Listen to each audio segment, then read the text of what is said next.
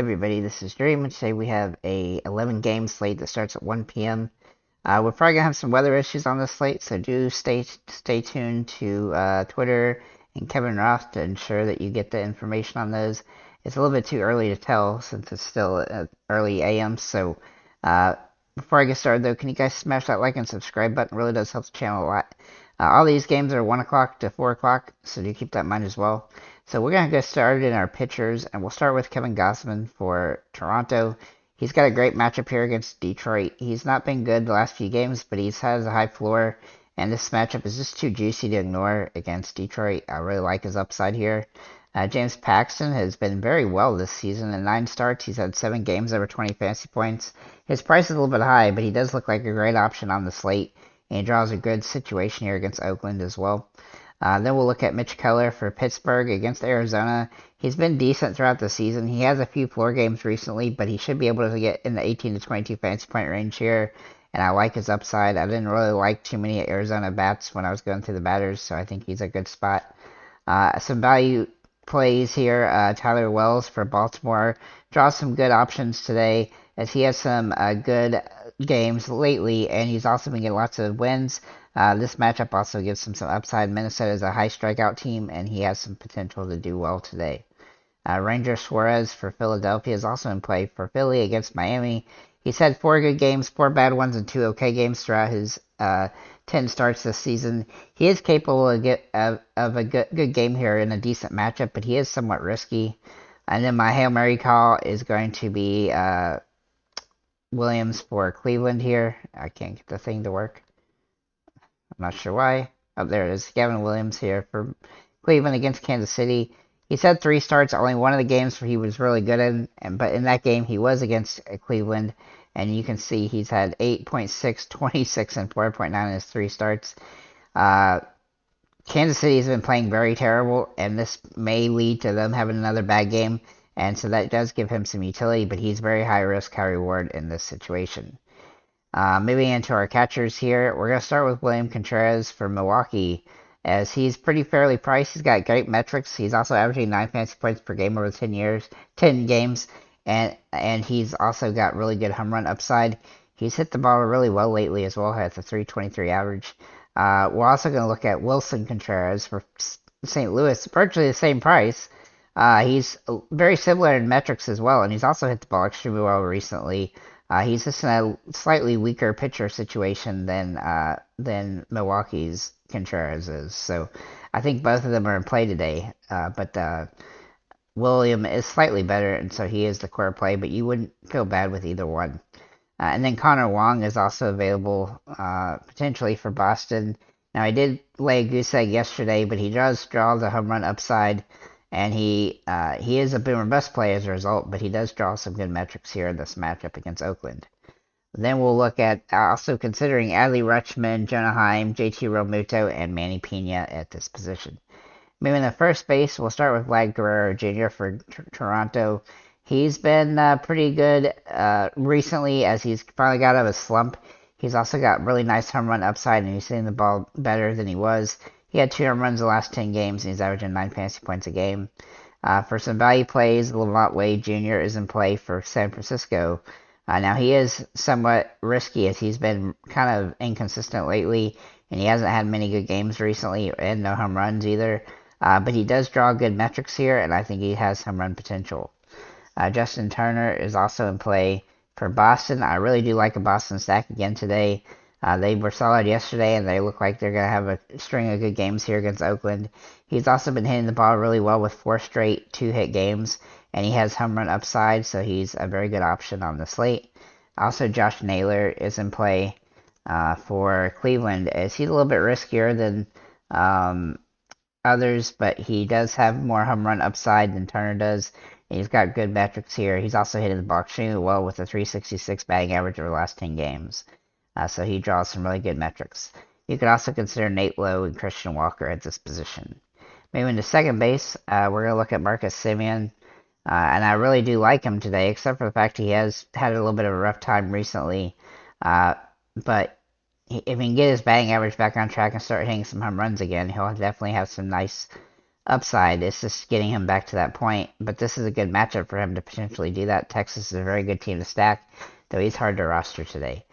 Gabby Torres for the Yankees is in play today, as well as he has really good metrics for this game. He just hasn't had a good batting average, but he's still managing to score a decent amount of fantasy points most games. And I do like his hits. He just doesn't have enough. He's just not getting a lot of fantasy points. You know, he's got a lot of games with hits, but he's not getting a ton with them. Then we'll look at Nolan Gorman for St. Louis, who can play second or third base here. He's not in the starting lineup every game, but he has been in most of them. And while he's been in a slump, he's had 2 straight 16 fantasy point games. He also has good upside in the slate. You could also consider Brendan Donovan and Andres Jimenez on the slate as well. I feel like second base is pretty weak today. Rafael Devers is a great option at third base. He's also a core play. He has hit the ball really well recently, averaging 10.7 fantasy points a game with an over 340 average. So he is a really good option on the slate, and he's still cheaper than he had been as early in the season, but he is definitely out of the slump that he was in. Jose Ramirez is somewhat more expensive than Devers, but he has just as much upside as Devers does. He's also averaging almost 10 fantasy points per game, though the batting average isn't quite as good. Nolan Gorman can also play third base, but I also like Josh Donaldson here for the Yankees. I do think the Yankees are kind of sneaky today. They do have a good matchup, and he's been inconsistent, but he has home run potential. He is a Hail Mary play. And I'm also going to mention J.D. Davis for San Francisco. He draws really good metrics here today. He's hit the ball fairly good lately, but his batting average has been okay, but his fantasy points per game hasn't.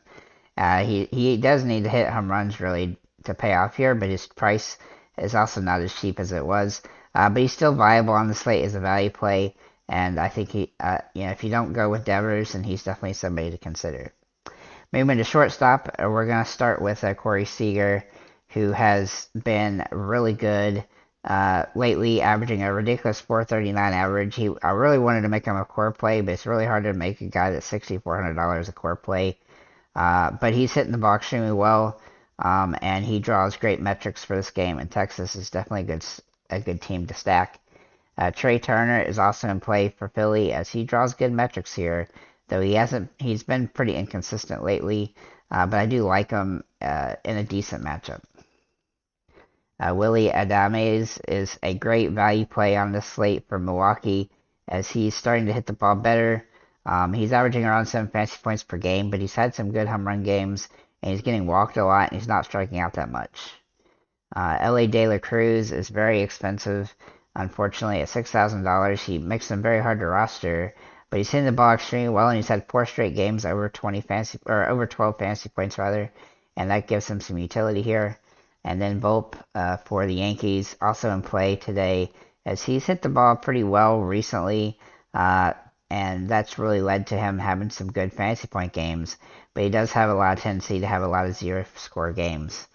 Then we'll look into our outfielders, and we'll start with our 3 expensive plays, and Yoshida, Christian Yelich, and Lane Thomas. Now Yoshida has been inconsistent recently, even though his batting average is good.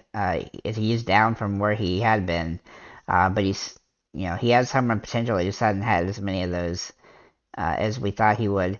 But he definitely draws good metrics for this game, and I could see another good 10-point fantasy point game again. Another 10-point game again. Then we'll look at Christian Yelich for Milwaukee.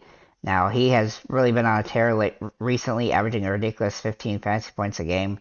He's had doubles, triples, and home runs, and a bunch of RBIs, getting walked a lot, and even getting some stolen bases now. He has some really nice upside in this matchup, and I like his home run potential here.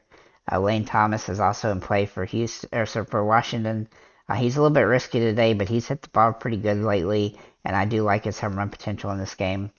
Some value plays here. Alex Verdugo for Boston draws some good metrics here. I like his upside. He hasn't hit the ball well recently, though, which is a concern, but he just managed 10 fantasy points yesterday, and I think Boston's a really good team to go with. Jarren Duran for Boston is also in play as a core play. He's had a string of just really good games with a couple exception games, but he hadn't started those mostly. So I do think he draws some incredible metrics here. He's had 5 straight starts over 10 fantasy points, and he's got another great situation. So then we'll look at Lars Nootbaar for St. Louis. Now he is a little bit pricey for what he's been doing, but he does draw some potential here. But he's somewhat high risk, high reward. Jack Sawinski has hit the ball very well as of late for Pittsburgh. He draws great metrics here. He's absolutely mashing the ball and has a great game-to-game average, averaging over 13 fantasy points a game over the last 10. Arizona is also slated for a bullpen game, so Pittsburgh is kind of in a weird spot, but is definitely viable. Harrison Bader for the Yankees is also hitting 300 in the last 10 games, including 8.4 fantasy points per game. That gives him some nice utility, and he's actually doing it without a whole bunch of home runs either. Then we'll look at Mike Yastrzemski for San Francisco. Sorry for butchering your name, but he has some really good upside in this matchup. He's averaging 7.5 fantasy points a game, and he has a little bit lower fantasy points per game than I really felt like he's capable of recently, as he is still getting hits and stuff. So it's just a matter of time before he gets another home run, and this is definitely a good situation for him to do it. So with that said, guys, thank you for liking, commenting, subscribing. If you have any comments or questions, feel free to leave them below, and have a nice day, guys.